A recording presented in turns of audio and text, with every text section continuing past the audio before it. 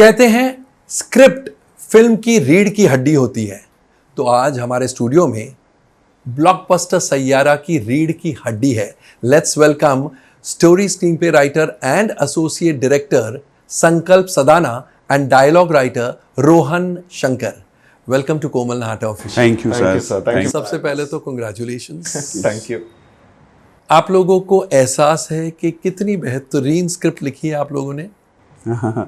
सब पता था अच्छी थी, बट इस टाइप का रिस्पॉन्स अगर कहें कि भी एक्सपेक्टेड तो फिर वो झूठ होगा सर। मतलब हम बहुत टाइम लग गया, बहुत टाइम से लिख रहे थे, और आई थिंक होता ना कि आप लिख रहे हो, प्रोसेस में जाते हो, तो एडिट पे देखा था, अच्छा लग रहा था, सही था, बट पता नहीं क्या हुआ, बिकॉज ऑलवेज न्यू कमर्स होते हैं, you don't know what's happening, but जो रिसीव हुआ वो बहुत ही कमाल है। आपने कहा बहुत टाइम से लिख रहे थे, कितना समय लगा? पहले आपने स्टोरी स्क्रीन प्ले लिखी, उसके बाद आपने डायलॉग्स लिखे, या कोलैबोरेट करके साथ में ही सब कुछ हुआ?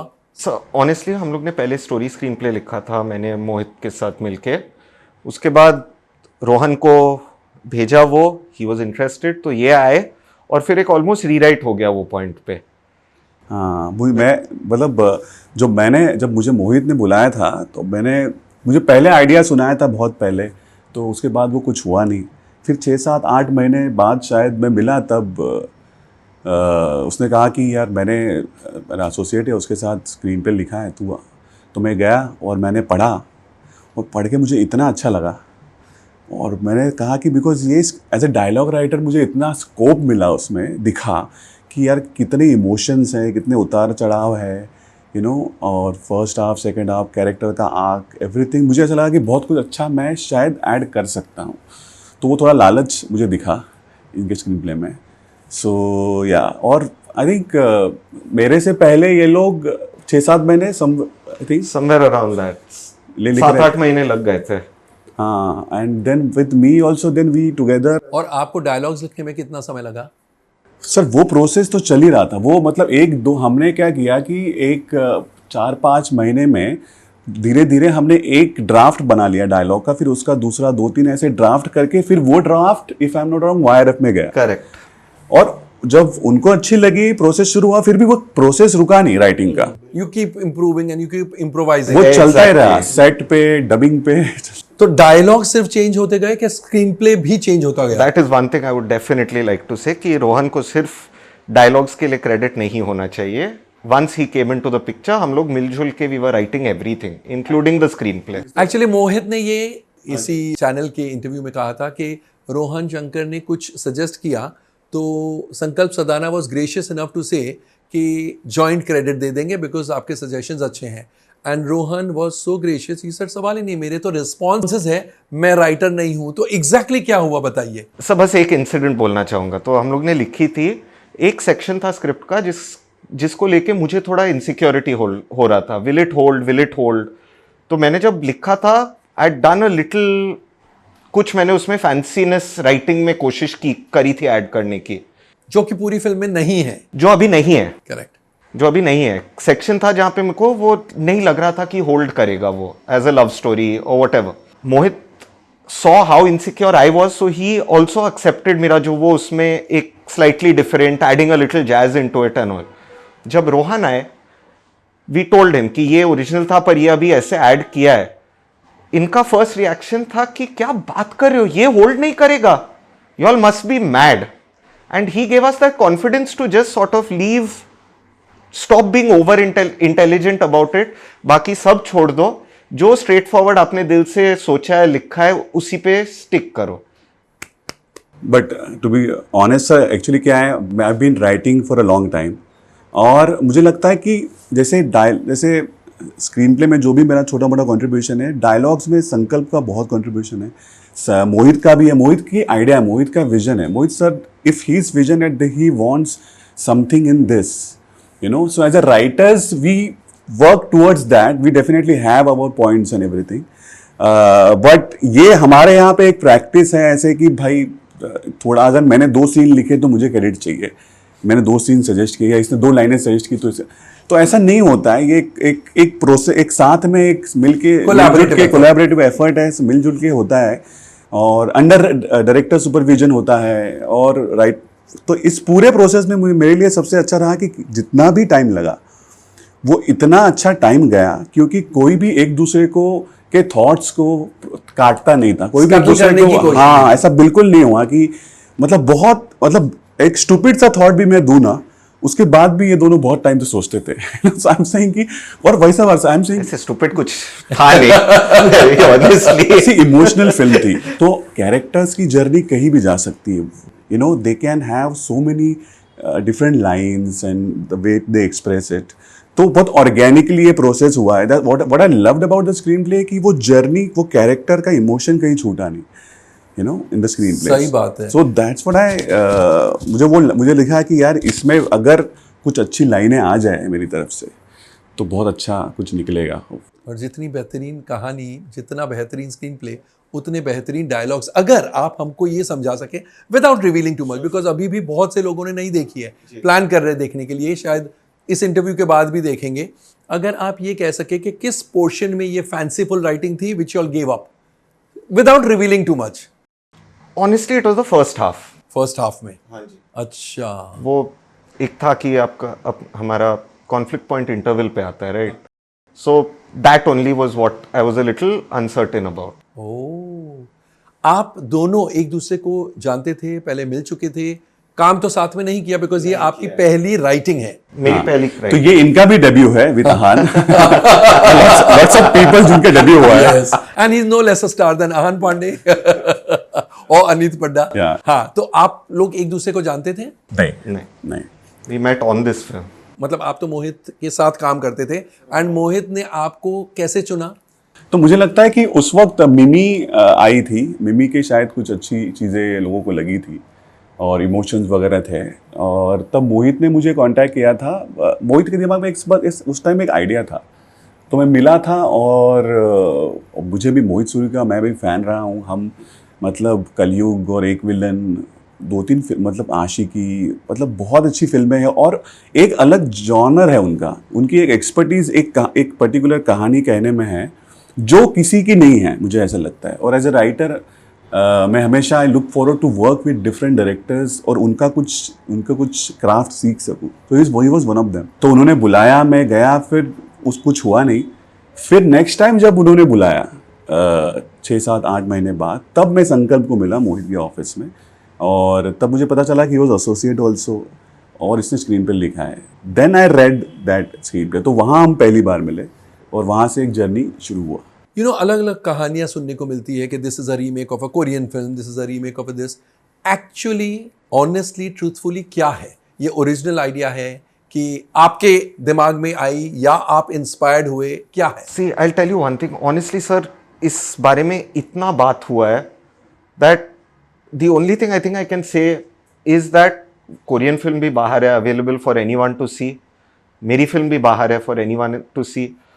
आप दोनों देख लीजिए, खुद जज कर लीजिए कि ये है, नहीं है, क्या है, इंस्पायर्ड है, कॉपीड है, ओरिजिनल है, क्या है। आई थिंक आप खुद देख के जज कर सकते हो। तो आपके हिसाब से ना इंस्पायर्ड है, कॉपी तो नहीं है, इंस्पायर्ड भी नहीं है, या आपने वो कोरियन फिल्म देखी थी और एक ट्रिगर आया आइडिया का? सर ट्रिगर इनफैक्ट मोहित और मुझे एक साथ आया था। The birth of this film was not something which I came up with. अच्छा। मैं मोहित के साथ एक कुछ दूसरे मीटिंग के लिए गया था। हाँ हाँ। इन BKC, हाँ. उनका ऑफिस बैंड्रा में। वंस वी केम बैक, बारिश हो रही थी वगैरह, just as I was about to leave he said, this was जब वो सीक्वल की बात चल रही थी, when this film was supposed to be that. तब उन्होंने मुझे बोला दैट यार एक मिनट रुक जा, एक सुनाना है तो बता मेरे को, that do you think it's something makeable. तो वो डिस्कशन में इस फिल्म का जर्म निकल के आया। Oh, the basic germ of this film. तब ना ही कहानी थी, ना ही स्क्रीन प्ले था, कुछ नहीं था। It was just a emotion, और वो जो बेसिक इमोशन वो कॉन्वर्सेशन में आया था इज जो वो सीन है रिकॉर्डिंग रूम में, जो लड़की बोलती है कि एक हिट गाना वो होता है जो दिमाग में नहीं दिल में रह जाता है। Correct. That was the germ of this film. क्या बात है। और उससे फिर वीव कर करके से ये फिल्म का कहानी निकला, फिर स्क्रीन प्ले निकला, फिर डायलॉग्स आए, और उससे ये फिल्म बनी है। But that was the germ of this film. तो फिर कितना बुरा लगता है जब people want to dismiss off as a remake, वहां से उठाई गई, वहां से चुराई गई, कितना बुरा लगता है? सर नॉट रियली, मतलब अल्टीमेटली फर्क क्या पड़ रहा है? मेजॉरिटी ऑफ द पीपल जो देख रहे हैं थिएटर्स में, उनको फिल्म टच हो रही है. As long as you made something जो लोगों को देख के अच्छा लग रहा है, business is definitely one thing जो हम सब जानते हैं कि अच्छा हो रहा है. I have been part of a lot of films in the past, but जो लव इस फिल्म को मिल रहा है वो I have never experienced before. Anyone who is calling up, वो सिर्फ कॉन्ग्रेचुलेट करने के लिए नहीं फोन करते. एक इट्स ऑलमोस्ट एक किस्म से वो लोग रूट कर रहे हैं आपके लिए, आपकी फिल्म के लिए. They are happy about the film doing well, they are happy, they have liked the film. सही. तो जब वो मिल रहा है आपको, तो फिर 1 or 2 reports here and there कोई कुछ बोल रहा है, उससे क्या फर्क पड़ता है? सही बात है. मुझे आप दोनों से ये पूछना है, इस फिल्म की एंडिंग, अगेन विदाउट रिवीलिंग, इस फिल्म की एंडिंग अलग भी हो सकती थी. बिल्कुल. How many thoughts crossed your minds? पहले आपने जब कहानी और स्क्रीन प्ले लिखा, उसके बाद जब आपने पढ़ी, some thoughts crossed your mind कि ऐसा करे, एग्जैक्टली कैसे फाइनलाइज हुआ कि यही? सो पूरी कहानी लिख ली थी, स्क्रीन प्ले लिख ली थी. उसके बाद मोहित के साथ बैठ के रिवीजन भी हुआ था. क्लाइमैक्स क्रैक नहीं हुआ था हमारा तब. तो कहानी भी आपने लिखी थी क्लाइमैक्स तक? अच्छा. हाँ. क्लाइमैक्स में जो होता है वो क्रैक नहीं हुआ था तब. तो I thought we'll crack it all together. एक और थे जो मुझे असिस्ट कर रहे थे at that point, Chetan Naidu, helpful person. Vani का नाम उन्हीं ने सजेस्ट किया था. रियली? यस. बट या तो हम लोग बैठ रहे थे कि क्या करें, कैसे करें, what should the climax be, because we didn't know how to. एक second, I interrupt you. Vani का नाम उन्होंने सजेस्ट किया. कोई कहानी है वानी क्यों? It came out of her characterization. We knew कि वो लिखती है, she is someone who is searching for a voice और हर वॉइस इज साइलेंस्ड. वहां से उनको वो आइडिया आया. इसलिए वाणी. वाणी. वाओ. मतलब इसके पीछे Thought भी है, एक गहरी thought है. सोच है. और ये टू बी फेयर, ये सोच नहीं मोहित का है, ना ही मेरा है. चेतन नायडू चेतन का है. खैर, I interrupted you, please no continue. Worries. तो हमें पता नहीं था कि इस फिल्म को का रेजोल्यूशन क्या होगा. एंड तो हम लोग सोच रहे थे. Chetan at one point asked AI also, ChatGPT में डाला. Exactly, just for fun. There was no seriousness behind it. How would Mohit Suri and such a movie? और उधर उसका रिस्पॉन्स आया, hero and heroine should both die. Mohit sir का track record. Exactly. इससे हमारे writers, aspiring writers, directors जो है, they need to breathe easy. AI is not going to finish you all because AI widely off the mark भी हो सकता है. Continue, please. Exactly. सो यही चल रहे थे. Even Mohit was thinking that नहीं, जो लड़की का कंडीशन है उसको वो ट्रैजिक की तरफ ही जाएगा. हो नहीं रहा था, प्रेशर हो रहा था. Then suddenly, I don't know what it was, one day while I was driving to Mohit's office in Bandra from Andheri, traffic में अटका हुआ था जुहू में, where it just sort of came to me. Traffic is good. Very good. वैसे Very good. दाग अच्छे हैं, traffic हाँ. अच्छी है. It just sort of came to me. And usually वो होता है कि आइडिया आता है, डिस्कस करते हो, सोचते हो. This time when it came कि this has to end, what you see, it was pretty much. That is one thing that has not changed in this film at all. Superb. From the moment that came, I reached about 20 minutes after that to Bandra. मोहित को बोला, I've got it. तो he said, सुना? I said, नहीं, I've got it. इतना confidence था आपको? हाँ? It's just कभी सर आता है which you know is fit. Correct. सही बात It है. works. सही. तो ट्रैफिक में फंसना जरूरी है. Yes, जरूरी है. अच्छे बहुत थॉट आते हैं. वैसे आपको थॉट्स कहाँ आते हैं? बाथरूम में, टेबल पर, एक पर्टिकुलर जगह, कार चलाते वक्त, गाने सुनते वक्त? सर डेस्क पे लैपटॉप के सामने. अच्छा, आप टाइप करते हैं ना कि लिखते हैं? नहीं, मैं टाइप करना prefer. I might scribble now and then if I don't have access, but मेरे लिए वो इट्स लाइक वर्क. डेस्क पे बैठो, लैपटॉप खोलो, लिखो. आप भी ऐसे ही काम करते हैं? सेम. मैं जब बहुत सारे थॉट आते हैं, जब लैपटॉप खोलता हूँ तो पता नहीं क्या होता है कि कभी कभी क्या होता है, 2 या 3 कहानियों पे काम कर रहा होता हूँ, 2-3 स्क्रिप्ट पे कर रहा हूँ. तो जैसे लैपटॉप खोल के लिखने लगता हूँ, एक लिखने लगता हूँ तो मुझे उसमें दूसरे का आता है. तो मुझे ऐसा लगता है यार ये अब let me stay 5 minutes on this, जो ये खत्म करना है. बट वो थॉट इतना स्ट्रांग होता है, आप इसको मिनिमाइज करते हो, अरे यार लेट्स सैयारा निकालो ये डायलॉग तो सो दैट हैपेंस। बट वो हाँ वो आई थिंक एक लैपटॉप जैसे वो स्क्रिबलिंग की आदत से राइटर्स को होता था पहले, मुझे लगता है वो लैपटॉप के साथ सबको वही होता है, जस्ट दैट प्रोसेस इज। आपसे एक और बात मैं जानना चाहूंगा, जनरली डायलॉग राइटर्स, कोई भी human nature, like to show off, थोड़ी फ्लारी लैंग्वेज, थोड़े अच्छे डायलॉग्स, यहाँ क्लैप होगी, यहाँ सीटी बजेगी। इस फिल्म में एक भी डायलॉग ऐसा नहीं है जहां पर सीटी बजाने का मन करे या ताली बजाने का मन करे। हर डायलॉग सीधा जाके यहां लगता है। Was it a conscious decision not to say too much and into फ्लारिया लैंग्वेज? एक और बात, आपके डायलॉग्स बहुत जगह इतने क्रिस्प है, इतने छोटे डायलॉग, लेकिन you are shaken when you hear those dialogues. तो ये कॉन्शियस है या it went in the flow of things? What exactly? There are several places where you've not used dialogue. या वो इसीलिए क्योंकि सर एक तो हर एक कहानी, अभी थोड़ा सा काम करके मुझे पता चला है कि हर एक कहानी की एक डिमांड है, कैरेक्टर्स की एक डिमांड है, इमोशनल स्क्रीन प्ले है, इमोशनल कहानी है, रियल कैरेक्टर्स है ना, मुंबई बेस्ड है और बहुत ज़्यादा, और ऑलरेडी ना कहानी में इमोशनल मतलब इमोशनल अप एंड डाउन बहुत ज़्यादा है।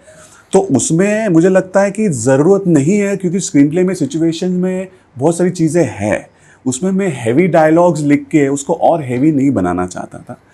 तो सोच ये थी कि अगर हम रेगुलर कन्वर्जेशन में ही, कन्वर्जेशन टाइप अगर उसी पैटर्न में लिखे और उसमें अगर एक आध दो लाइन आ जाए, गिव एंड टेक आ जाए, जो कुछ स्क्रीन प्ले में थी कि एक सेटअप होता है, लड़का लड़की को बोलता है, फिर पे ऑफ में लड़की लड़की को बोलती है, तो ऐसी कुछ चीज़ें थी। तो ऐसा डिसीजन मतलब कॉन्शियस डिसीजन नहीं था, बट जब मुझे लगा कि इस फिल्म को उसकी ज़रूरत नहीं है, वो हेवीनेस की या वो क्लैपिंग या वो मेरा एक्स्ट्रा टैलेंट मुझे दिखाने की ज़रूरत नहीं है कि लोग थिएटर में बाहर आकर, मतलब उसकी ज़रूरत नहीं, क्योंकि फिर वो फेक लगेगा, क्योंकि इनके Exactly. वो फेक लगेगा। इनके ये दो सारे कैरेक्टर्स इतने रियल है, माँ बाप का देख लो, नॉट जस्ट क्रिश एंड वानी, even the rest of the characters, दो तीन सीन के लिए जो भी आते हैं, तो वो इतनी रियल है, उसमें आप उसको फेक बना दोगे, फिर वो शायद लोगों का ध्यान, कभी कभी ऐसा होता है, मैंने खुद देखा है फिल्मों में कि एक हेवी डायलॉग या एक सिंगल स्क्रीन वाला गेटी वाला क्लैपी डायलॉग समटाइम्स उस मोमेंट को ना फील नहीं करने देता आपको शायद। सही बात है। तो this is what I felt in this film, and इस काफ़ी फ्रीडम था because of Mohit Suri is one of those directors कि वो काफ़ी राइटर्स को भी फ्रीडम देते हैं, you come up with your own, और देन वी शुड डिस्कस। फिर अच्छा एक ड्राफ्ट बनता था, मैं लिख के भेजता था, ये पढ़ता था, ये एक दो चीज़ें निकालता था, मोहित बोलता था ये ऐड करो, फिर वो आता था, फिर ये करता तो ये चलता ही रहा है। मुझे लगा नहीं कि ये रुका है, मतलब मुझे रिलीज के बाद मुझे रियलाइज हुआ, अच्छा ये प्रोसेस रुक गया क्या?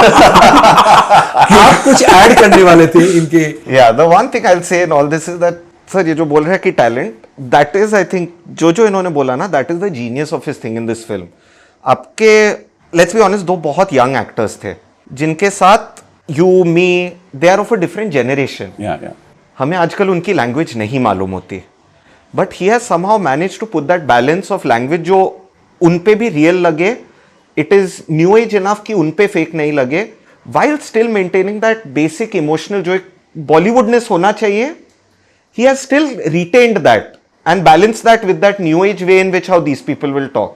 He as much as you and you as much as him, according to me, because मैंने मोहित को भी ये बोला था, not on camera, हम जब बाहर थे इंटरव्यू के बाद, I said ये कितनी टुडे है फिल्म और कितनी Indian and core Indian sentiments है।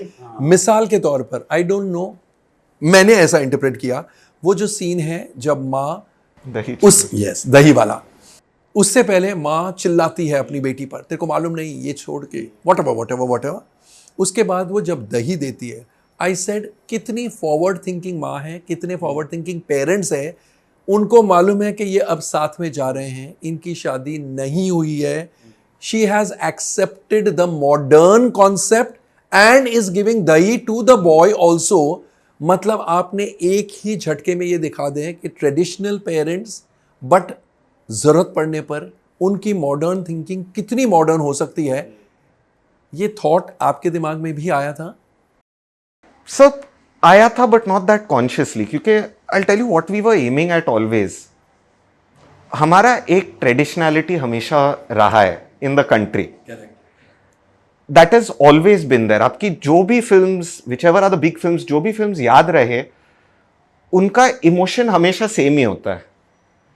एंड आई थिंक हम लोग एज अ कंट्री जितना भी मॉडर्न हो जाए, हम लोग की कुछ वो जो ट्रेडिशंस, कल्चर जो हमारे जहन में है वो रहता ही है. आज के बच्चे भले ही जॉर्डन पहन के बाहर चले जाए, पर घर एंटर करने से पहले वही जॉर्डन दरवाजे के बाहर छोड़ के एंटर करेंगे. सही, बिल्कुल. So that I think is something which we all grown up with. वो कल्चर, वो ट्रेडिशन है हम लोग के अंदर rooted. And I think more than doing that consciously, we took a conscious call कि उससे अवे नहीं जाना. We shouldn't be afraid of being traditional. We shouldn't be afraid कि नहीं, न्यू एज के चक्कर में हम हमारे रूट्स भूल जाए. That is what was a conscious decision. You know, जैसा आपने कहा कि पेरेंट्स ने तो बहुत अच्छा काम किया, बहुत अच्छा performance, but small characters like the doctor, not so small, reasonably important character जो हीरो का दोस्त कम मैनेजर है. मतलब what performances, what brilliant performances and what brilliant lines, what brilliant कहानी का जो हिस्सा बन जाते हैं वो लोग. अगर मैं कहूँ एक सबसे बड़ा इंस्पिरेशन इस प्रकार की कहानी और स्क्रीन प्ले लिखने के लिए क्या था आपके लिए? I know it could be a stupid question also. No, not at all. I'm just trying to think. I will say the old school Bollywood romance movies जो देखते थे, somewhere I think I personally always wanted to make something like the type I've seen. Whether वो दिल वाले दुल्हनिया ले जाएंगे हो जाएगा, whether वो कहो ना प्यार है, things like that. मुझे तो ऑलवेज एक बनाना था. So when we set out to write it, even Mohit had told me that यार ऐसा कुछ लिख ले जो तू देखना चाहेगा yourself. So that is one. And the second inspiration 100% I will give to Mohit.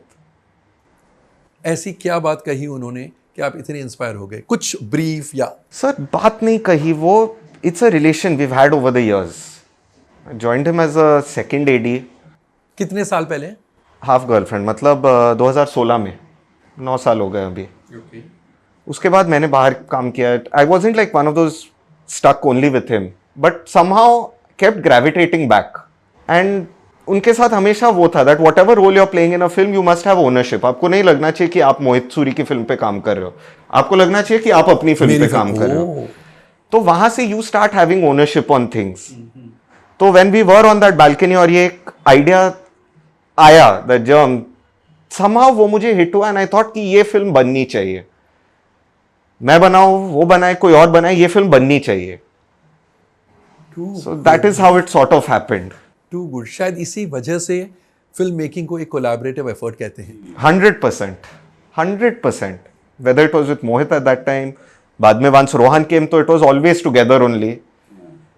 Actually, we in the process we never felt कि they're like 3 different people, and it's most of the credit goes to the director because he was listening to everything, and we have मतलब ऐसा लग रहा था कि एक ही बंदा है शायद, एक माइंड हो के काम कर रहे हैं.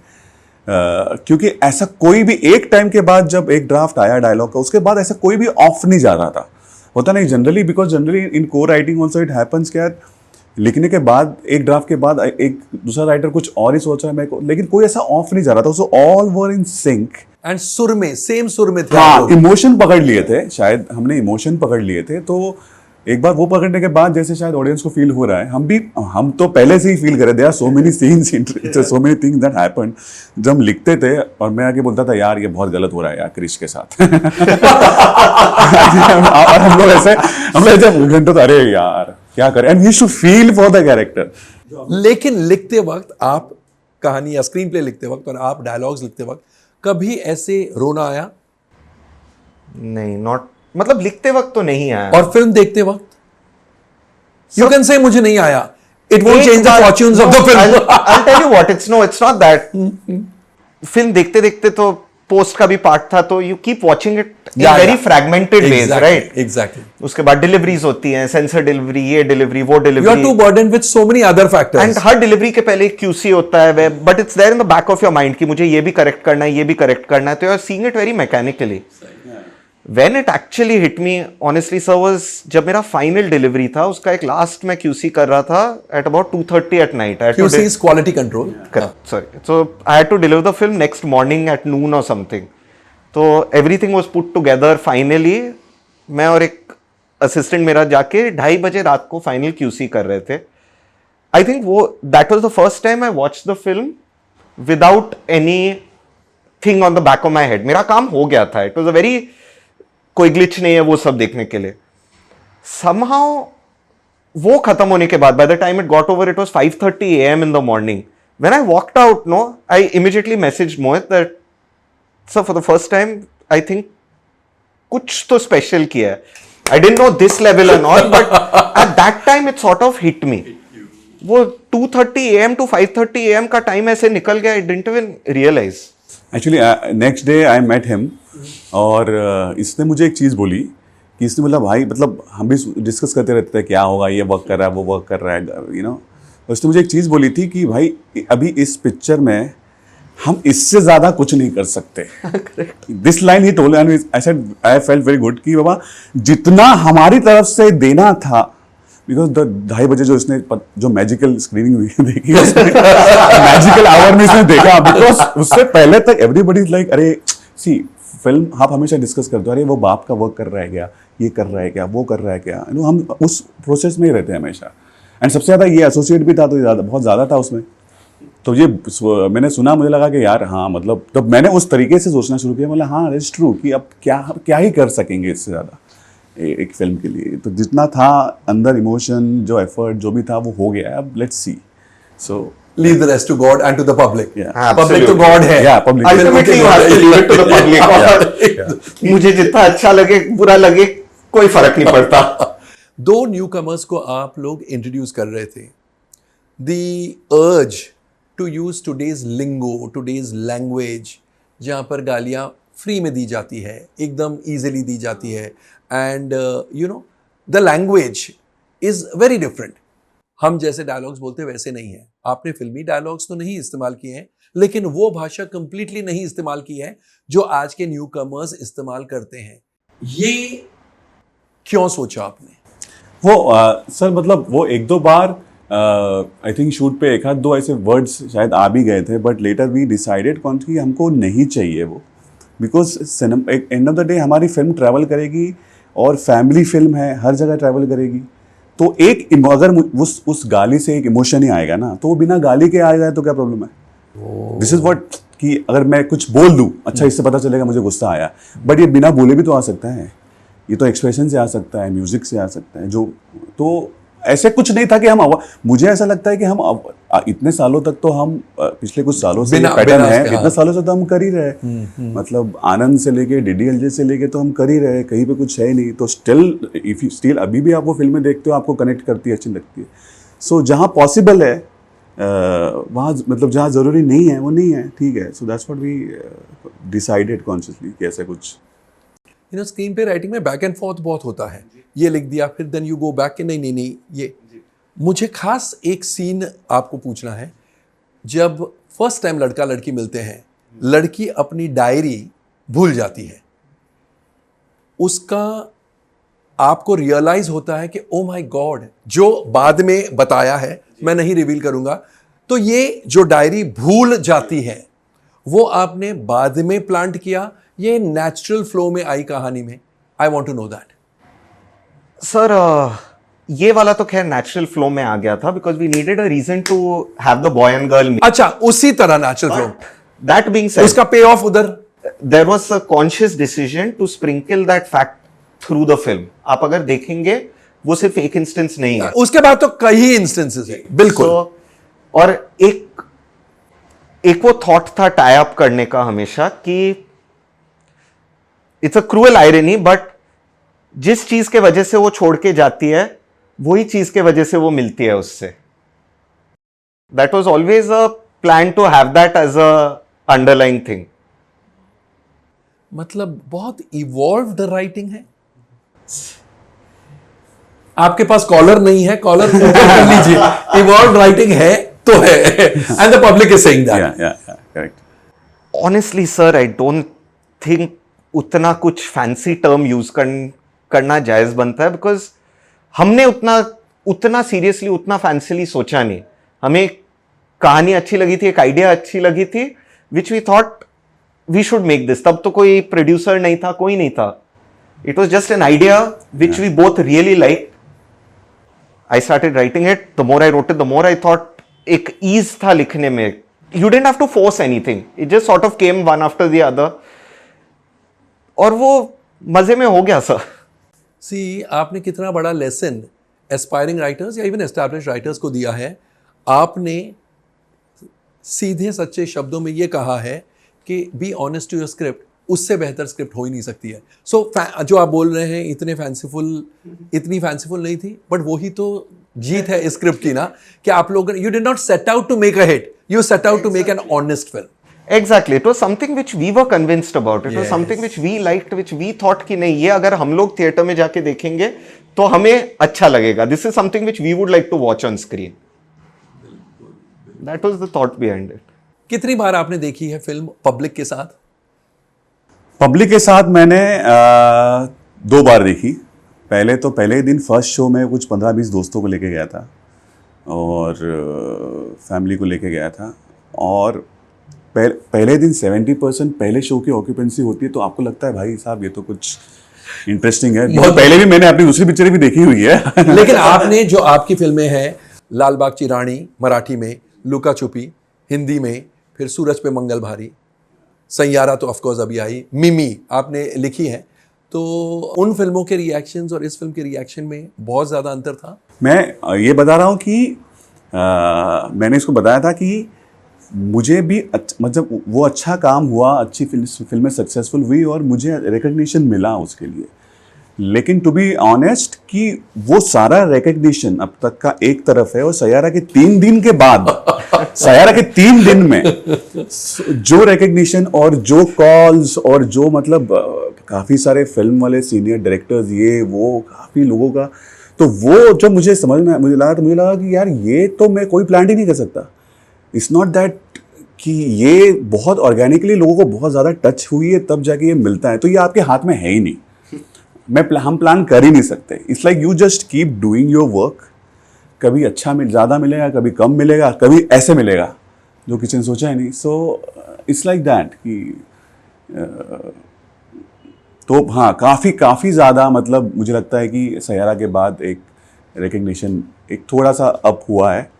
और सबसे अच्छी बात मेरे लिए एज ए डायलॉग राइटर ये हुई कि बिकॉज हमारी यहाँ पे इंडस्ट्री थोड़ी सी ऐसी सोचती है कि यार ये अगर एक्शन फिल्म लिख रहा है तो ड्रामा कैसे लिखेगा। सही। अगर ये ड्रामा लिख रहा है तो कॉमेडी कैसे लिखेगा। They like to compartmentalize you. Comedy कर रहा है तो इतने टाइम से कॉमेडी लिख रहा है, ये तो ड्रामा कैसे करेगा। लुका छुपी में भी कॉमेडी थी, मिमी में फर्स्ट हाफ में कॉमेडी थी, व्हाटएवर आई रोट नाउ भूत बंगला, तो whatever I wrote they were mostly और इसमें कॉमेडी तो है ही नहीं, बिल्कुल नहीं, लाइट मोमेंट्स भी नहीं है। नहीं, उसमें तो मतलब मोहित ने तो स्ट्रिक्टली बोल दिया था, एक पंच भी नहीं चाहिए, because that's not the film. Correct. And that's what I got attracted to this film. And इसमें कि जो भी और मतलब जो भी इमोशन, जो भी कहानी आई मेरे सामने, मैंने कोशिश की उसको उस तरीके से लिखने की। But as a writer, as a creative person, आपको लगता है ना यार कि मुझे वो भी करना है यार, मुझे ये भी करना है, ये भी लिखना है, मुझे वो भी लिखना है। लेकिन फिर आपको यहाँ से बोला जाता है कि नहीं तुमने वो लिखा है ना, हाँ तुम वो लिखो।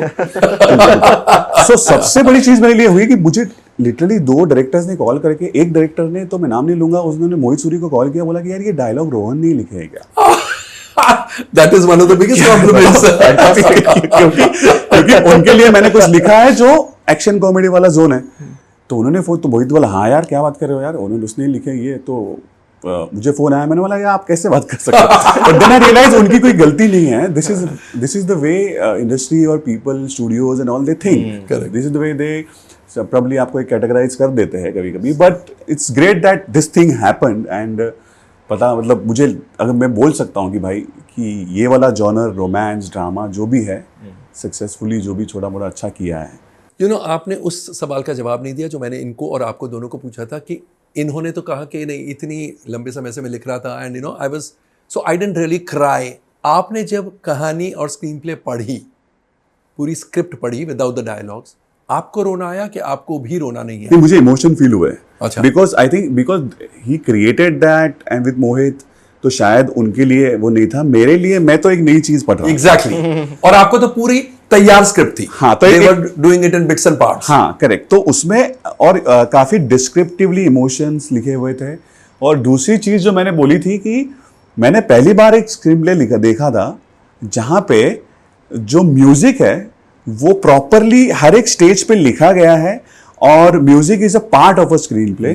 क्योंकि ये 10 मिनट के बाद जो कहानी में बोलना है, कहना है, उसके लिए गाना है। करेक्ट। तो गाना हो गया, अब कहानी आगे बढ़ेगी, तो ये गाने में वो बात कहनी जरूरी है, वो लिरिक्स में आने जरूरी। तो ऐसे 5-6 गाने प्रॉपरली इनकॉर्पोरेटेड थे, which I felt and which I was keep telling them कि भाई ये तो जनरली क्या होता है कि आप 3-4 लाइन लिखते हो, 5 लाइन लिखते हो, गाना होगा, लड़का लड़की प्यार करेंगे, ये होगा वो होगा, आगे बढ़ते, ये होगा आगे बढ़ते। बट इसमें वो नहीं था। इसमें इतनी क्लैरिटी म्यूजिक की, इस म्यूजिक इतना ज़्यादा इसमें इसके अंदर शामिल था।